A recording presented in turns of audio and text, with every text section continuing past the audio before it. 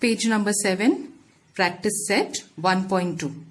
Question number 1. The following table shows some points and their coordinates. And we are asked to find whether segment DE and segment AB are congruent to each other. To do so, first we are going to compare their lengths with each other and then we are going to decide whether they are congruent. As per the definition of the congruence of two segments, students, you know that if the two segments are congruent, if their lengths are equal. If their lengths are not equal, then they are decided as non-congruent segments. So let's separately find distance DE and distance AB.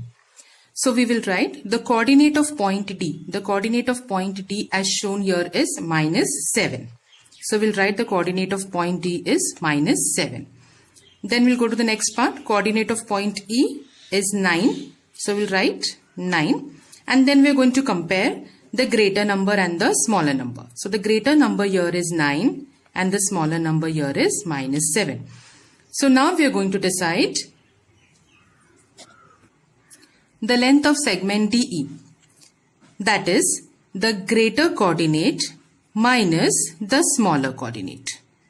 That is 9 minus of -7. That is 9 plus 7 and 9 plus 7 is equal to 16.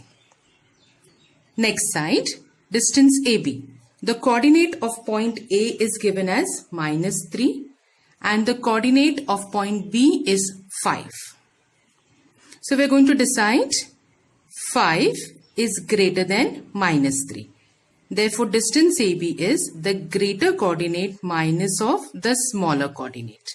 That is 5 plus 3, which is equal to 8. So distance AB is equal to 8. Now you can see distance D is equal to 16 and distance AB is equal to 8, which means their lengths are not equal. So we will write distance DE is not equal to distance AB. And therefore, segment DE and segment AB are not congruent. In the similar manner, you can find out the solution to the remaining sums. Question number 2. Point M is the midpoint of segment AB. If AB is equal to 8, then find the length of AM. As per the definition of midpoint, you know that if a point is midpoint of a particular segment, then it divides the segment into equal parts. So we're going to use the same here. So length AB is given as 8. Length AM is equal to half of length AB because point M is the midpoint. If I draw a segment like this, AB, and point M is the midpoint. So point M divides the segment AB into equal parts. So if AB is equal to 8, then AM will be equal to half of length AB. That is half into length AB, that is 8. So the answer will be 4. Length AM is equal to 4. Similarly, question number 3. Point P is the midpoint of segment CD. If CP is equal to 2.5, then find length CD. Given length CP is equal to 2.5. As I have shown here, CD is the segment and point P is the midpoint of length of segment CD. So point P will divide segment CD into equal parts. This time the length of CP is given, that is 2.5. And we have to find the length of CD. We know that P is the midpoint, so twice length CP will be equal to length CD or twice length PD will be equal to length CD. So we're just going to substitute, students. Length CD is equal to 2 into length CP. That is equal to 2 into CP is given 2.5. So we'll substitute. So 2 into 2.5 will be equal to 5. Question number 4. If AB is equal to 5, BP is equal to 2 centimeters and AP is equal to 3.4 centimeters, then we are supposed to compare the segments. Now here you can see, students, the length of some of the segments are given. The first step to solve is we are just going to write the numbers in the descending order. That is in the greater order, 5 greater than 3.4 greater than 2. And then after that we are going to write the name of the segments.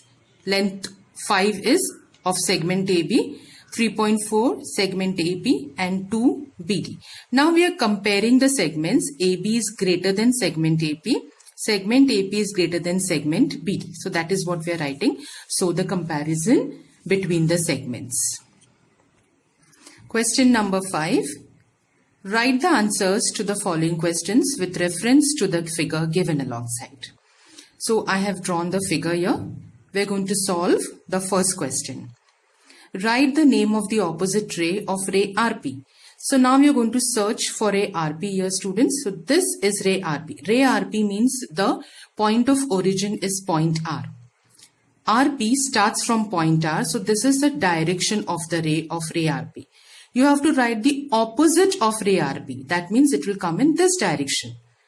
On the right hand side is ray RP. On the left hand side will be the ray opposite to ray RP. So that is, you can write either ray RS or ray RT.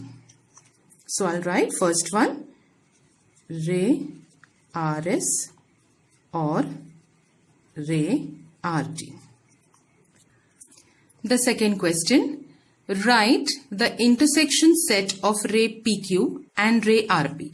Now intersection set, to find the intersection set, first we need to find out ray PQ. So this is the direction of ray PQ, or point of origin is point P. Ray PQ and ray RP. Both are in the same direction. Ray PQ starts from point P and ray RQ starts from point R. The intersection set of ray PQ and ray RP is ray PQ, because ray PQ is common to ray PQ and ray RQ. And when writing the intersection points, we are writing all the common points. So ray PQ is the union, means the set of all the points, and therefore segment QR is the union set of segment PQ and segment QR. Question number 4. State the rays of which segment QR is a subset. So all the possible answers can be segment QR is a subset of ray RQ, or ray QR. We can take in the opposite direction, comma, ray QR. Also, ray SQ,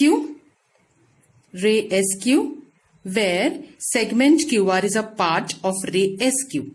So we can write ray SQ or also ray QS. SQ or ray QS. Both are having segment QR. Then the next possibility would be ray TQ or ray QT. Ray TQ or ray QT. Where again you can see segment RQ is a part of ray TQ and also ray QT. So these are all the possible answers of which segment QR is a subset. Question number 5. Write the pair of opposite rays with common endpoint R. So in the figure, let's find for the endpoint R, that is point R. So you have to write opposite rays with common endpoint R. So starting from R, you can write RP, RQ, or you can write RS, RT, anyone you can consider. Let's write ray RP and ray RS.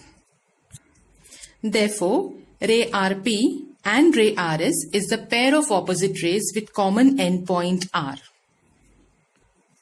Question number 6.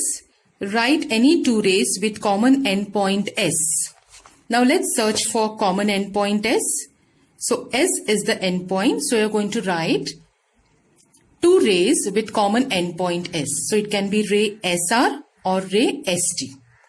Starting from point S, it can be ray SR, it can be ray SP, it can also be ray SQ, or it can be ray ST. So starting point is S. That is the common endpoint for both the rays. So let's write ray SR and ray ST. The next one, that is the seventh question. Write the intersection set of ray SP and ray ST. Intersection set means only points in common. So we're going to see for ray SP. Ray SP is in this direction, starting from point S, ray SP. And the next one is ray ST, starting from point S in this direction. So you can see for ray ST and for ray SP, only point S is common. So the answer is the intersection of ray SP and ray ST is only point S. So we shall write the answer. Point S is common to both the rays, and therefore the intersection of ray SP and ray ST is point S. Question number 6. Answer the questions with the help of the figure given alongside. So we are given some points and their respective coordinates. Now we'll answer the first question. State the points which are equidistant from point B. So from point B, we can just by mere observation find out the points which are at an equal distance from point B. Let's count unit 1 and unit 2. So we found C on the right hand side of B. Similarly, we can go to the left hand side of B. Unit 1, unit 2. So point C and point A are at an equal distance from point B, that is 2 units each. Let us find out whether there are any other points which are at an equal distance from point B. There are some more additional points on the right hand side of B and there are some points on the left hand side of B. So let's count 1, 2, 3. Point V is there here, but there is no point given here. 1, 2 and 3. As there is no point given here, we shall go to the next point. So from B we shall count again 1, 2, 3 and 4. So point D is at a distance of 4 units on the right. Similarly, let's count from the left hand side 1, 2, 3 and 4. So point P is at a distance of 4 units from B towards the left, and towards the right point D is at a distance of 4 units. So we can write point C and point A are equidistant from point B, which are at a distance of 2 units from point B. Also, we can write point D and point P are equidistant from point B, as both the points are at a distance of 4 units from point B. Question number 2. Write a pair of points equidistant from point Q. So let's see for point Q, and then let us see the points towards the right and the points towards the left. So towards the right, there is point L at a distance of 1 unit from Q, and towards the left, there is point U, which is at a distance of 1 unit from point Q. So you can write point L and point U are the points which are at an equal distance from point Q, which is at a distance of 1 unit. Similarly, there are points P and points R. So let's count from point Q. 1 and 2. So point P is at a distance of 2 units from point Q. Similarly, towards the left, 1 and 2. Point R is at a distance of 2 units from Q. And therefore, we can also write point P and point R is a pair of points equidistant from point Q, as both the points are at a distance of 2 units from point Q. Third question. Find distance UV, distance PC, distance VB and distance UL. You have already learned how to find the distance between the 2 points.